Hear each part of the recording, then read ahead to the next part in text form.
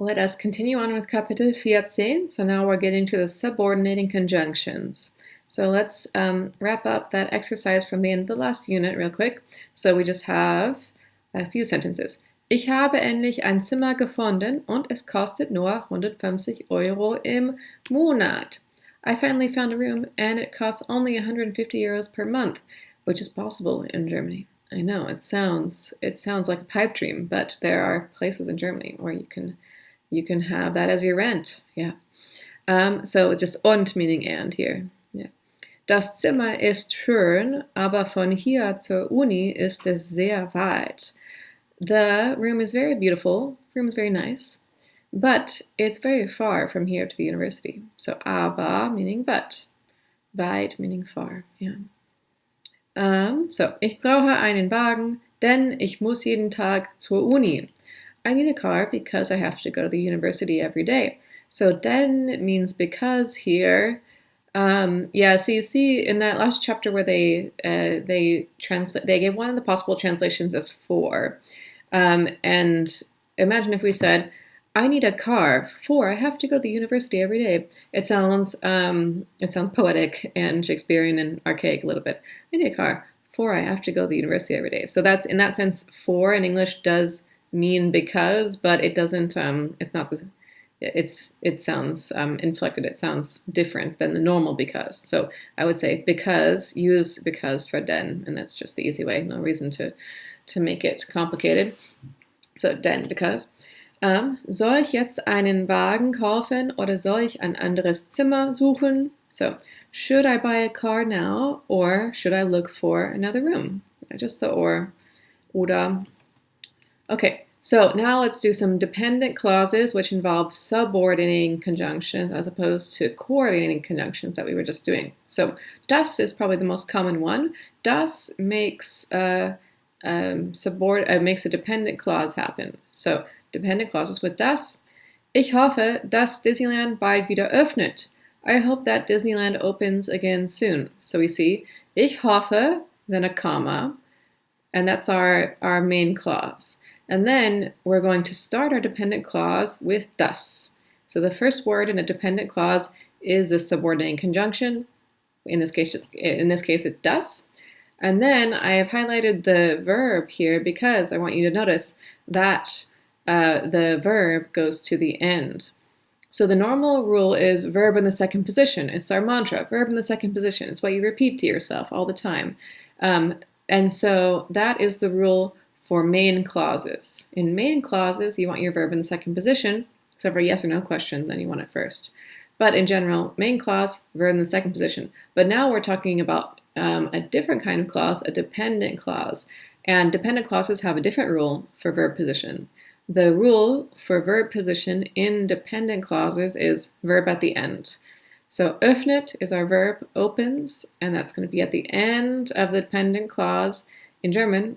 And then in English, we don't do that. We just keep it in its normal position. So this is why it's important to know which verbs are dependent, make dependent clauses, the subordinating conjunctions, which conjunctions make dependent clauses, subordinating conjunctions, and which conjunctions just have a main clause following them. Those are the coordinating conjunctions. So, ich hoffe, dass wir am Wochenende gutes Wetter haben, which is, I hope that we have good weather on the weekend. So you see, ich hoffe, I hope, and then das meaning that to introduce the dependent clause, and then wir is, of course, we, and then have is our verb in the normal position in English, but in German, you have your verb at the end of the dependent clause. So you always need to have your subject first. So the word order of a dependent clause is subordinating conjunction, das. Then you have to have your subject next. You don't have as much flexibility as with a main clause. So it sounds a little bit weird if you don't do that subject next. And then everything else needs to come. You'll have your any adverbs or prepositional phrases or anything else you want to add, you would do in the order of time, manner, place. And then you want your direct object to come after those, and then verb at all the way at the end. It's still conjugated. So see how Disneyland and öffnet, it opens. So öffnet is conjugated. And haben is also conjugated. It's for wir, so it maybe doesn't look like it's conjugated, but it is. It's wir haben, it's conjugated. So sometimes it's like kind of weird to think about the subject and the verb being so far apart from each other, but they're still conjugated. They still match in the conjugation. So ich hoffe, dass die Pandemie bald vorbei ist, which is I hope that the pandemic is over soon.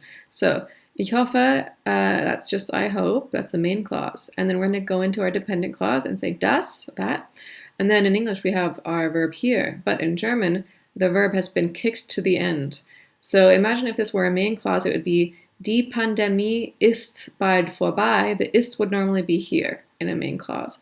And so when we go into a dependent clause, we take it out and we put it to the end, this is why they're called verb kickers. You kick the verb from its normal second position to the end. Verb's been kicked. So of course we identify the main clause or the independent clause, and in this case, ich hoffe is the main clause of all of these. And then we identify which clause is the dependent clause or subordinate clause, main thing, the same thing, it's just two different names. But you see they have a similar meaning, right? So in all of these cases, das is going to introduce a dependent clause or subordinate clause. And where do the verbs go in each of these clauses? The rule is, of course, verb in the second position of a main clause and verb at the end of a dependent clause. Verb at the end, verb at the end, verb at the end. So dependent clauses are introduced by subordinating conjunctions. We have a few more examples. So das is the most common one, meaning that. Sagt, dass heute nicht kommt. He says he's not coming today. In English, we sometimes leave this out. And in German, they do sometimes leave it out. And if you do leave it out, then you wouldn't do the word order would actually be normal here. It would be sagt, kommt heute nicht. It's just treated like a separate sentence almost. But that's it's a little more rare. Like in English, we leave out that more often than Germans leave out das.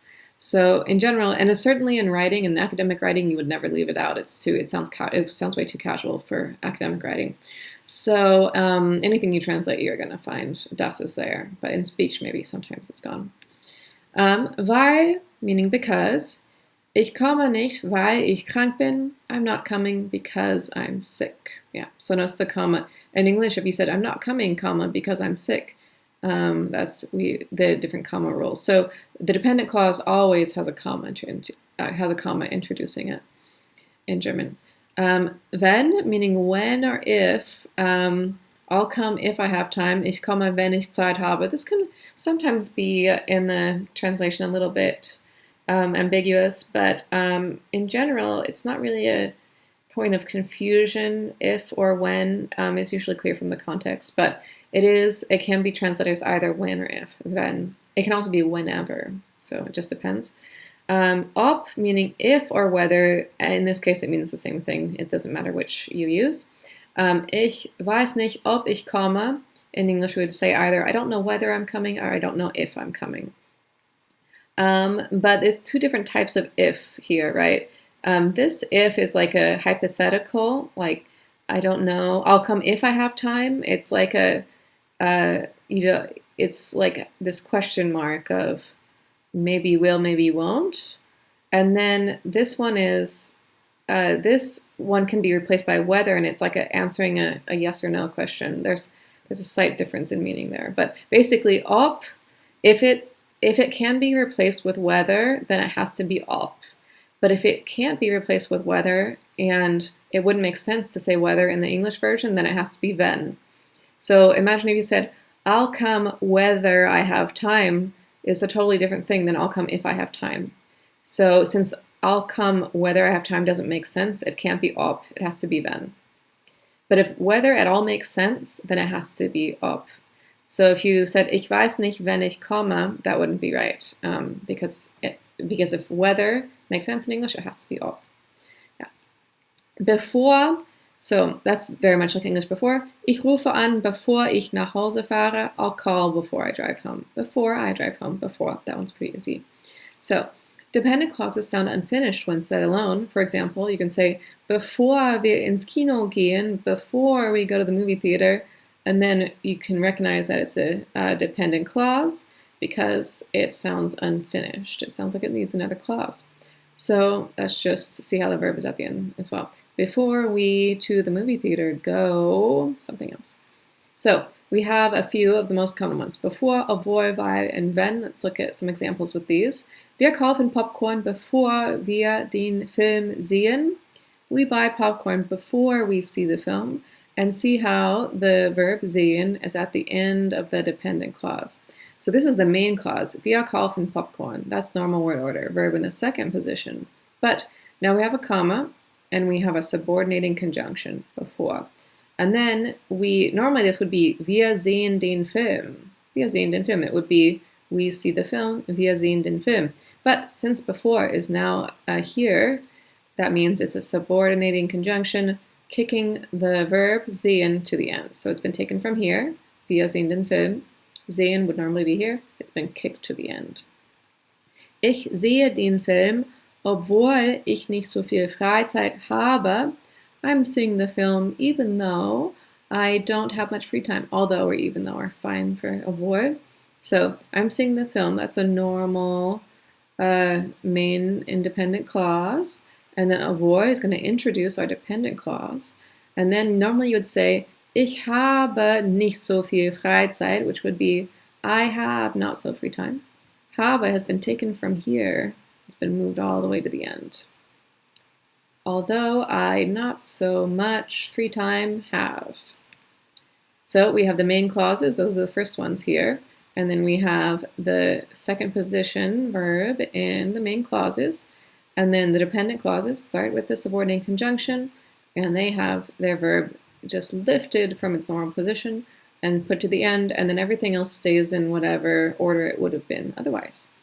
Let's try. Ich will den Film sehen, weil Joaquin Phoenix ein guter Schauspieler ist.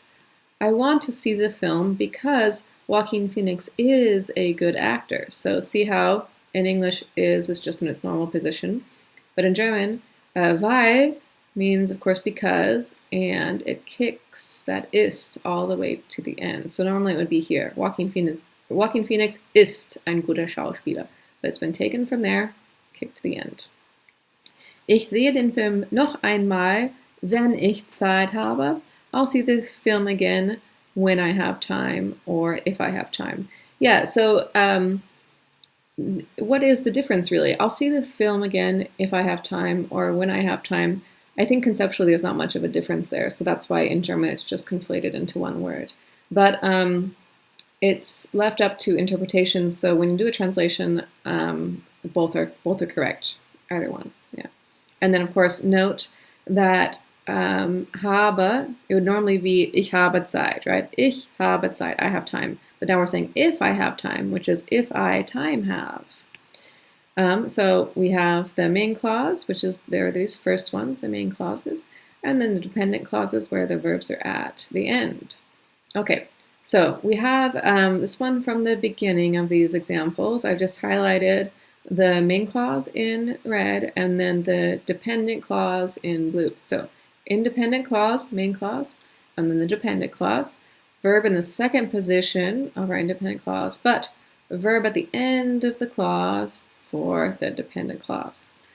And we have this one again. So we've got our independent clause, subject, verb, object, verb in second position. And then the dependent clause starts with the subordinating conjunction, then the subject, then everything else you got to do in its normal order, and then verb, saved to the end. And then we have this one. So we got our main clause, independent clause here in red, dependent clause in blue, and then of course you see that we've got a verb at the end of this dependent clause, verb at the end there. And then this one as well. Ich sehe den Film noch einmal is the independent clause, main clause. Wenn ich Zeit habe, dependent clause. You see the verb at the end of the clause.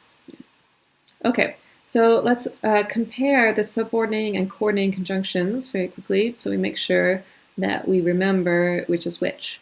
So we have subordinating conjunctions. They do change the verb position in the dependent clause, but coordinating conjunctions simply connect two main clauses and don't change the verb position. So these are the ones from before, coordinating conjunctions, there's a few of them, there's a few more, but these are the most common ones. Und, aber, denn, oder, nicht, sondern. Those are examples of coordinating conjunctions. They don't change anything. But then these more complicated ones, subordinating conjunctions, for example, das, bevor, obwohl, weil, wenn, ob, we were doing those just now, but also all these question words can act as subordinating conjunctions as well. Like, do you know who that is? Who is then introducing your dependent clause, right? So, ich hoffe, dass du einen guten Sommer hast. I hope that you have a good summer. I hope that you a good summer have. So it's a subordinated conjunction. Das, it's kicked that verb. Normally be du hast einen guten Sommer. But we've taken hast from right there and put it to the end. Ich möchte zu Disneyland gehen, aber ich muss zu Hause bleiben. So aber is a coordinating conjunction, and it does not change anything about this word order. Just leave it alone. It's just doing the normal word order.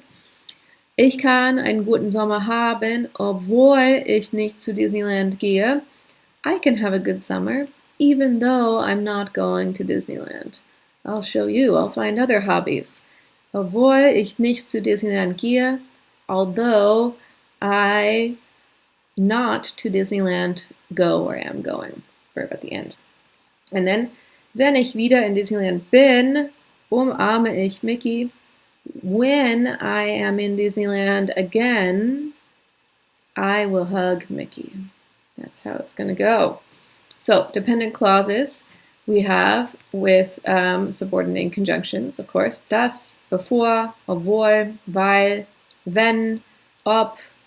So, question words can also be used as subordinating conjunctions, I mentioned a moment ago, and we'll go into these a little more. Wer, wann, wie, was, wo, warum. All of these can be used to introduce a dependent clause in the same way. So let's look at how that works. We have wer ist das? It's just a normal question word. Who is that? Wer ist das? Yeah. So we can take that, who is that, and then we can make a subordinating conjunction. This happens often with sort of implied questions or a question that's been turned into a statement. So ich weiß nicht, wer das ist. So we're saying, I don't know who that is, right? Or you could ask someone, do you know who that is? Weißt du, wer das ist? Would be the same, wer das ist, right? So who is that? I don't know who that is. And so the verb is at the end. There's not much going on, so it's not very obvious that it's at the end, but it is at the end.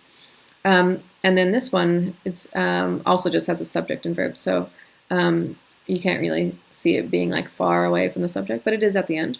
Wann beginnt der Film? When does the film begin? When begins the film? And then you say, ich weiß nicht, wann der Film beginnt. I don't know when the film begins. Yeah, I don't know. When is now our subordinating conjunction, and then our verb there. Wo ist mein Handy? So where is my cell phone? Ich weiß nicht, wo dein Handy ist.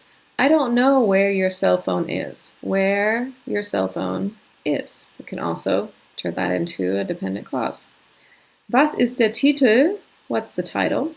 Ich weiß nicht, was der Titel ist. I don't know what the title is. What the title is. Yeah. And then so verb in the second position and a question with a question word, and then verb at the end of the clause with a dependent clause, like we've been doing, right? So let's look at some more of these. Wer ist das? Ich weiß nicht, wer das ist, right? Who is that? I don't know who that is. This actually lines up one-to-one in English in this case, who that is.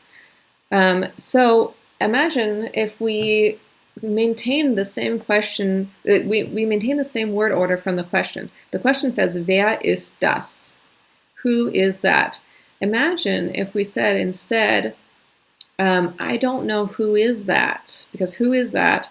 Who is that? We don't maintain that same word order in the question. In English, when we change it to a dependent clause. In English, we also change the word order. We also put the verb later than we would in the question. Who that is, not who is that. I don't know who is that. Like, I mean, I'm sure the person would understand you, but it's not, it doesn't, it sounds a little off, and it's not technically right in English, right? So we're also doing the same thing where we're moving the verb a little later because it's now a dependent clause. It doesn't go all the way to the end like it does in German, but it is getting moved. It is getting kicked a little bit. Not kicked all the way, but kicked some. So for example, was ist der Titel? Ich weiß nicht, was der Titel ist. In English, the question would be, what is the title, with the verb in the second position? And then you look at English, I don't know what the title is, all right? They match up 1-to-1 here. But imagine if you said in English, I don't know what is the title. It sounds weird. It's technically not right. So you see how we are also doing this similar phenomenon is happening in English too. Verb in second position, verb at the end of the clause for these. Yeah. Wie viel Uhr ist es? What time is it? What time is it? How many? Technically, it just means how many clocks is it? What o'clock is it? As in, what time is it? It's just the standard translation for wie viel Uhr ist es? What time it is. So weißt du, wie viel Uhr es ist? Do you know what time it is? Do you know how many clocks it is? As in, do you know what time it is? Versus, yeah, how many clocks I have in there, but it just means what time is it. And then we have, for example, wann. We can use wann as a subordinating conjunction. Wann fängt das Konzert an would just be the normal question word, which is when does the concert start? And then, weißt du, wann das Konzert anfängt? Do you know when the concert starts? So it's like wann, that's when, and then das Konzert, that's fine. And then we actually have a separable prefix here. Anfangen is to start. So here the prefix is at the end, but here what's happening is when you kick the verb to the end, the verb has been kicked to the end, right? Just like you do in every dependent clause. What's happening is that here's fängt, and we're going to kick it to the end. And so what else is at the end? Well, the prefix is at the end. And so now they both need to be at the end. And what happens there is that they get put back together. So here they've been separated. Separable prefix is separated. But then if we're in a verb kicking situation, that means that we then have them stuck back together. But it's still conjugated. You keep the conjugation there, but stick it back together. Do you know when the concert starts? Wo kann man Karten bekommen? So this is how you do it when you have a modal verb. You want to say, where can one get tickets? So kann is now the verb. It's the conjugated verb, the modal verb. And then we've got bekommen, which means get or receive. And it's the infinitive verb, and it's not conjugated. So it's going to stay where it is. But this verb, kann, is going to get kicked. So, weißt du, wo man Karten bekommen kann? So normally we had kann right here after wo before, and now it's been plucked out of this position and put to the end, and then bekommen was at the end before, but now it's second to last because kann is all the way at the end. Do you know where one can get tickets? Know you where one tickets get can. Yeah. So when you have a modal verb, it goes all the way to the end, as well as you might expect. Yeah, verb in the second position for normal questions, and then verb at the end of the clause for the dependent clauses. So let's look at more with the modal verbs, just so you can see how that works a little more closely. Ich fahre zum Supermarkt. I drive to the supermarket. We want to combine this with weil, because, and then ich muss Brokkoli kaufen. I have to buy broccoli. So what you do is, ich fahre zum Supermarkt, comma, weil ich, same as that one, and then we take muss out of its normal second position, kick it to the end. We end up with weil ich Brokkoli kaufen muss. So it's just gone over here, and that's how we end up with both verbs together at the end. But it's still conjugated. See how it's still conjugated? Yeah. Ich kann nicht kommen. We want to combine with weil. Ich muss mein Zimmer aufräumen. So I can't come because I have to clean up my room. So weil ich mein Zimmer aufräumen muss. We've just taken muss, kicked it over. Because I my room clean up must. Or because I have to clean up my room. Ich fahre zur Bank. We're going to combine with weil. And then ich muss Geld abheben. Abheben, you might expect what you do with money at the bank. One of the things is, of course, withdraw. So we want to take muss, and we're going to kick it to the end. So we'll get ich fahre zur Bank, weil ich Geld abheben muss. Because I money withdraw must. because I have to withdraw money. So we have the word order of the two verbs at the end of the dependent clause. Basically, it goes the infinitive and then the modal verb at the very end. Infinitive goes second to last, modal verb goes to the very end. This is because the modal verb is the conjugated verb. It's the active verb. It's the conjugated verb counts as like the real verb as far as word order goes. So that's why it's in the second position, like here. This one is in the second position because that's like the active verb. It's the conjugated verb. So that's also why it gets kicked. Yeah, it gets plucked in the second position and goes to the end. Okay, so here's some more. We were just dealing with a couple of these until now, but there are some more subordinating conjunctions that are more rare, but you definitely need to know about them. So als meaning when. This is mostly used in the past tense, like als ich ein Kind war, when I was a child. So als means when, mostly in the past tense. Als ob, as if, yeah. And then before, it works the same way as English. Bis, you probably already know, until, but you know it as a preposition, like bis morgen, until tomorrow.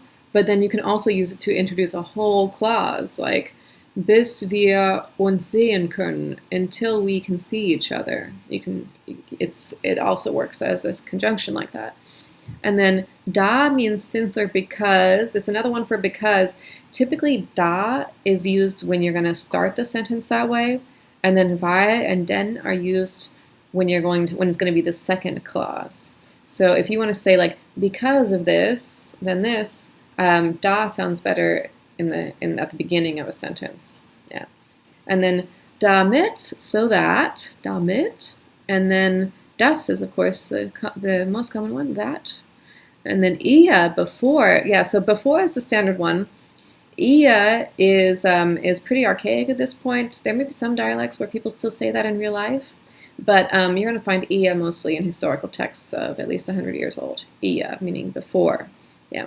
And then falls means if or in case. It comes from der Fall, which means the case, like a case study is a Fallstudie. So in the case of, if in that case, yeah. Indem means by verbing something. That one's hard to explain without giving examples. There'll be some examples with that. Je nachdem, according to, depending on. Yeah, that one is also pretty hard to explain without seeing an example. Nachdem, after. Yeah, so after we did this, whatever, nachdem. Ob, whether, could also translate as if. Obgleich, obwohl, are both, although obwohl is like the standard one. Obgleich is like the fancy one.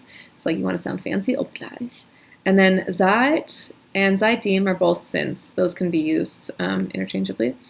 And then sobald, as soon as, same thing. You can see how bald means soon. So solange, as long as, very similar thing. So oft, as often as. Yeah, you can see just like so often as. Während, while, so while this was happening. And then weil means because. It's probably the most standard one for because, and it does look like while. It looks like it's a false cognate, because while is actually während. Während is while, and weil is because. Wenn is either if or when, or sometimes whenever. Wenn, and then, yeah, you could also do wenn immer for whenever. And then wie means how. And of course, all of those other question words can be dependent, can be subordinating conjunctions. So this is just a little thing about the word order that we've been talking about. And then let's look at some more examples. Der Stadtrat hat gerade erfahren, dass der US-Präsident Frankfurt besuchen möchte. The city council has just found out that the US president would like to visit Frankfurt. So city council, Stadtrat, hat gerade erfahren, has just found out. This is all normal word order. Conjugated verb in the second position. But now we're going to start a dependent clause, das. And so that's that in English. No comma though right there in English. And then we got to do the subject next, otherwise it starts to get too messy. So subject comes next. Der US-Präsident, that's the subject. And then Frankfurt is actually the direct object. And then we've got two verbs at the end. We've got besuchen, which is our infinitive, and then möchte, which is our modal verb. So you can try to imagine this sentence as if it were a main clause, an independent clause. It would be, der US-Präsident möchte Frankfurt besuchen. It would be the US president wants Frankfurt to visit, you could say. Yeah, but now möchte is at the end. Es steht noch nicht fest, ob auch Berlin besuchen wird. It's not yet clear. It is feststehen is like it's not certain yet. Ob, so whether is ob in this case. Auch Berlin besuchen wird. So now we're doing the future, and so the future consists of a conjugated werden plus the infinitive. So the conjugated werden is, of course, the conjugated verb, and so that's what's going to be plucked from the second position to the end. So normally you would say, wird auch Berlin besuchen. The wird would be here after He will also visit Berlin. Wird auch Berlin besuchen. But now we have taken wird from its normal second position and kicked it at the end, which results in the infinitive being second to last, and then wird being at the end. Yeah. So, and of course, ob could be either if or whether. So imagine it's not yet clear if he will also visit Berlin. Sounds just as good. It's not yet clear whether he will also visit Berlin. Both of those are good. Gewiss ist aber, it is certain, however. So certain is, however, dass im Sommer nach Frankfurt kommt. That he is coming to Frankfurt in the summer. So that is das. Is the subject, he, and then normally kommt would be here, but we've kicked it to the end. That he in the summer to Frankfurt comes, or that he is coming to Frankfurt in the summer. Wir werden mehr darüber erfahren, sobald die Reisepläne festgelegt worden sind. We will learn more about it all. We will, I mean, the all isn't really there, but we will find out more about it. I wouldn't put the all there. Yeah. Anyway, this is a small thing, doesn't matter. We will learn more about it as soon as the itinerary, the travel plans, Reisepläne, festgelegt worden sind. Now, this is pretty complicated because we have a passive. So this is die Reisepläne sind festgelegt worden. That's our passive. And so it's a perfect passive. But basically, since you just take the second position verb, what that would normally be, and put it to the end. So this one would be pretty hard to recognize, but the more comfortable you are with the passive, the more this will make sense. So you have to say has been settled. Has been settled. Yeah. So when a subordinate conjunction introduces a clause, go to the end of the clause to find the conjugated verb. And then when the conjugated verb at the end of the subordinate clause is an auxiliary, a helping verb, which you can recognize by being a form of sein, haben, werden, a modal, all of those that are like the verb tenses that involve multiple verbs, right? Then the participle or infinitive completing the verb will stand immediately before, second to last.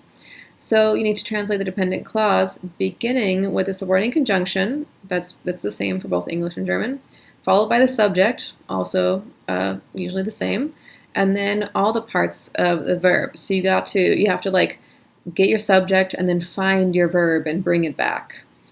And then translate all the complements, whatever else is going on, generally in reverse order, just because the direct object is often later in German than it is in English. That's the reverse order thing. And then remember, always read a sentence from to the end, and always consider the context. Yes, so got to look for the verb at the end sometimes. What's the word order for a main clause? Verb in the second position.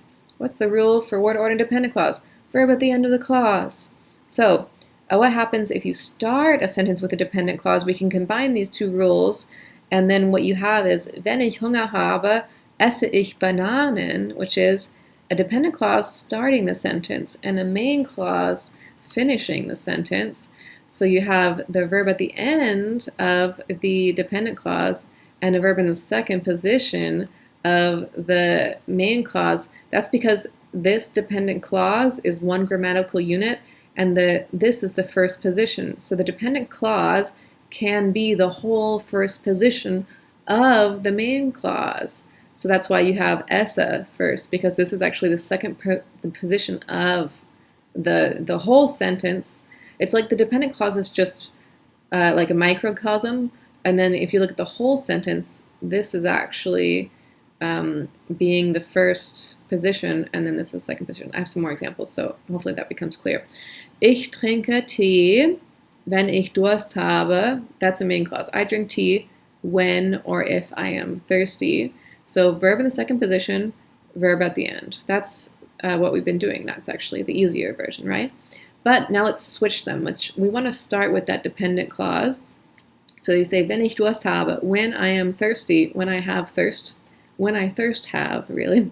Trinke ich Tee, that's the main clause. So we have verb at the end of the dependent clause and verb in the second position of the main clause, and the dependent clause is occupying the first position. So this is the second position, even though it kind of looks like the first position. So you could compare heute trinke ich Tee. So wenn ich Durst habe is one grammatical unit, and heute is an adverb, today. It's also one grammatical unit. So it's the same phenomenon happening here. Wenn ich Durst habe is grammatically equivalent to heute as far as word order goes. Yeah, so heute is occupying the first position, yeah.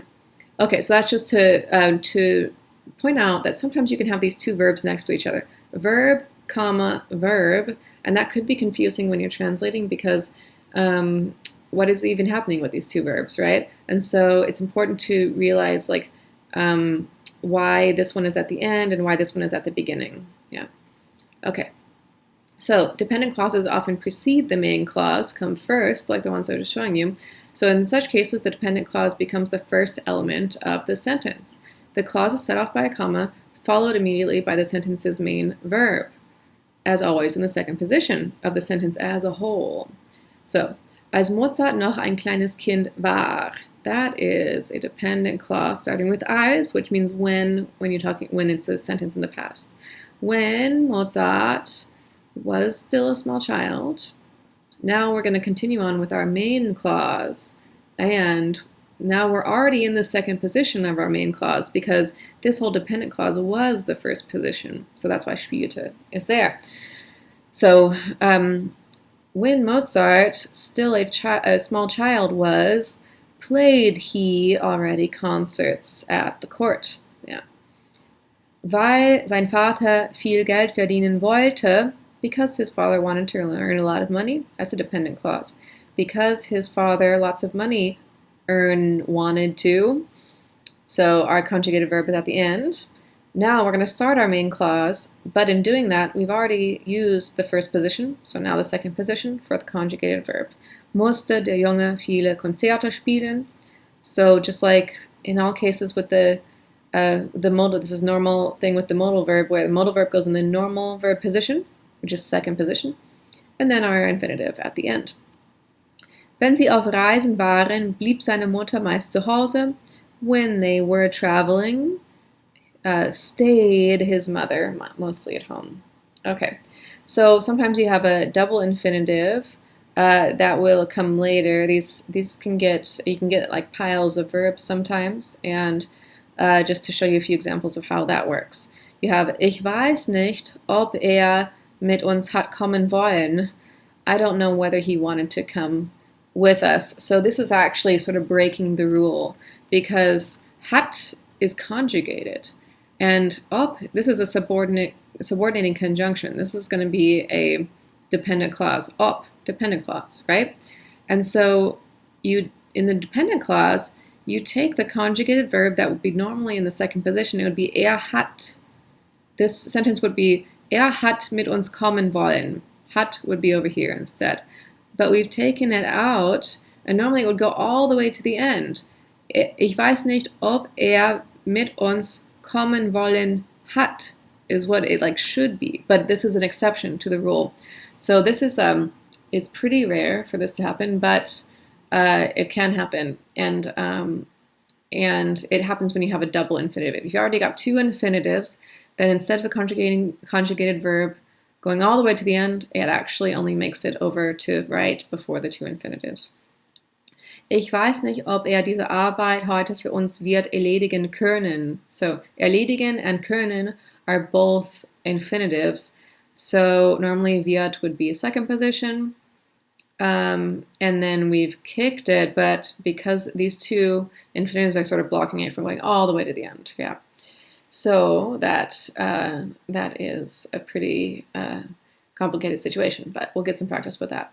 And then we have a few notes about whether it's how these things can be used. Remember I said how bis, until can be either a preposition or a conjunction. So sometimes it's important to look at how it's being used because they can mean different things.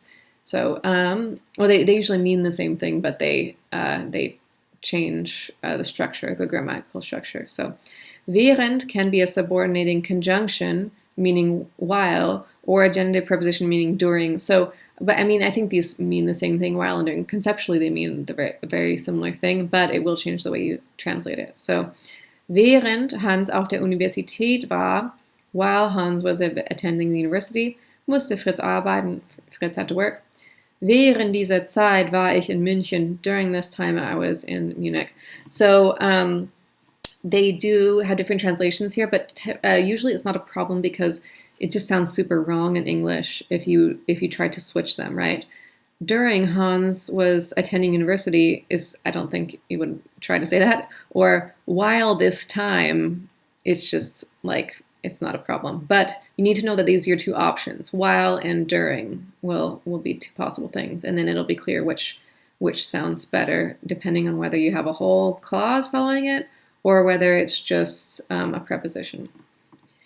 So we have da is a subordinating conjunction, meaning since or because, but it can be there at a place or then at a point in time. So that's a very different type of da. I mean, for me, these are different words, right? It's a homonym, I guess, where it's the same. It's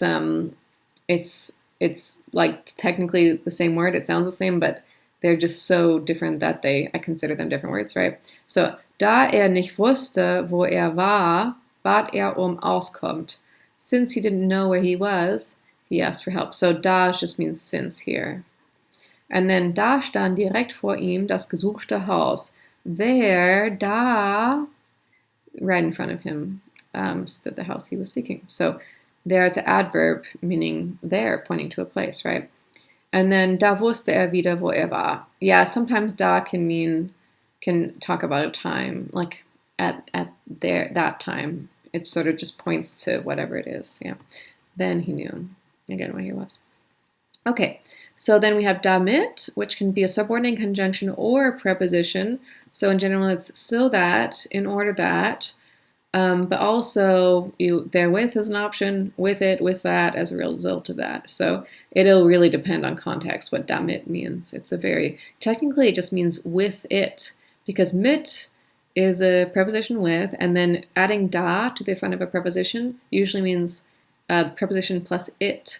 So it really just means with it, but that's like this one right here, with it. But it's such a vague idea that there are lots of different ways to translate it. So 1948 wurde ein Flughafen gebaut, damit die Alliierten Berlin aus der Luft beliefern konnten. In 1948, an airport was built so that the Allies could supply Berlin from the air. So you see like the causal relationship. The airport was built for the purpose of that. So that. Die Blockade endete im Mai 1949, aber damit war das Berliner Problem nicht zu Ende. So here it's more of an adverb, and it means the problem didn't end with that. Yeah, damit, with that, as a result of that.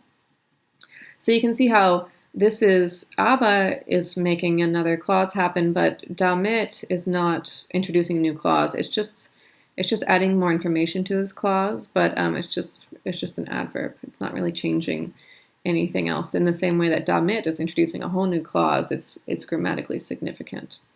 So während, da, and damit can be recognized as subordinate conjunctions by the position of the finite verb, right? The finite verb meaning the conjugated verb. If the finite verb, conjugated verb, is the last element, then they're subordinate conjunctions. So of course, damit here, it's kicked the verb to the end. See that conjugated verb at the end? So it's obviously a subordinate conjunction because the verb's been kicked. But here, our verb is in the second position. Damit is the coordinating conjunction doesn't count as a position, and then damit is in the first position as an adverb, and then war is in the second position. So indem is a little bit tricky because you have the subordinating conjunction indem, but you also have our dative situation when you say in the, which is in, and then second word dem. So indem, one word, is a subordinate conjunction meaning while, in the process, because of the fact that it's like saying in which, but it can mean different things, or often by-ing. Yeah, so we'll have to look at some of these examples. By playing, but then indem, you know already from being a dative plus an article, and then you can also make relative clauses out of that. So the use of relative pronouns and clauses is discussed more in Kapitel 16, so don't worry too much about those right now, but we do need to get to relative clauses soon. So, der Schauspieler wurde bekannt, indem die Hauptrolle in Herzogs Film spielte. The actor became famous by playing the title role in Herzog's movie. So it's like the actor became famous in that he played the role in Herzog's film. So, I mean, in that isn't a great translation, but that's sort of what it means. He became famous in that, yeah. But by playing, so then you say by, and then you take that verb, whatever it is, and then the ing, so that makes it a more elegant translation, by playing. And then das Buch, in dem die Theorie erklärt wird, heißt politisches Theater. So this is a relative clause, which we will do in more detail later, but basically it translates to the book in which the theory is explained. So in which. So this can either be a dative prepositional phrase happening, but in this case, it's not quite that. It's a preposition plus a relative pronoun and then a relative clause. So just note the difference there, and then that will become more clear once we actually get to the relative clauses. In dem Buch, yeah, so this is just the dative preposition happening. In dem Buch steht auch viel zum Thema Politik. In that book, or in the book, either. If you emphasize the word dem, this is what's happening here. They translate it as in that book. So it's just an intonation thing. You say in dem Buch, that would just sound like in the book. But in dem Buch, sorry. So in dem Buch sounds like in the book, but in dem Buch sounds like in that book. So of course we have dieser, and that means that, but another way to do that is to say in dem Buch and really emphasize that article, and that's also a possible way to say that, in that book, in dem Buch. Yeah. Okay. Wenn auch wenn, even if, even though, even when. So diese Zimmer sind immer kalt, auch wenn sie geheizt werden. These rooms are always cold, normal clause. And then even when, auch wenn, even when they are heated. So that one's pretty straightforward. But then we have wenn das Haus seiner Eltern auch klein war, even though his parents' house was small. So see how it's wenn is auch klein war, even though it was small. So it's just another way to say even though, wenn auch, yeah, but it's you just have to even when is different than even though, right? And then so war es doch gemütlich. It was nonetheless comfortable. Doch is like nonetheless here. And then auch may precede or follow wenn and may be separated from it within the same clause without changing the meaning. So auch wenn, even when, and then wenn auch, even though. So then we have some exercises for you to do. We have a bunch of sentences that have dependent clauses in them, and some more with those. Yeah, then they just get gradually more complicated. So have fun with those. Viel Spaß und wir sehen uns im nächsten Video. Tschüss, bis gleich.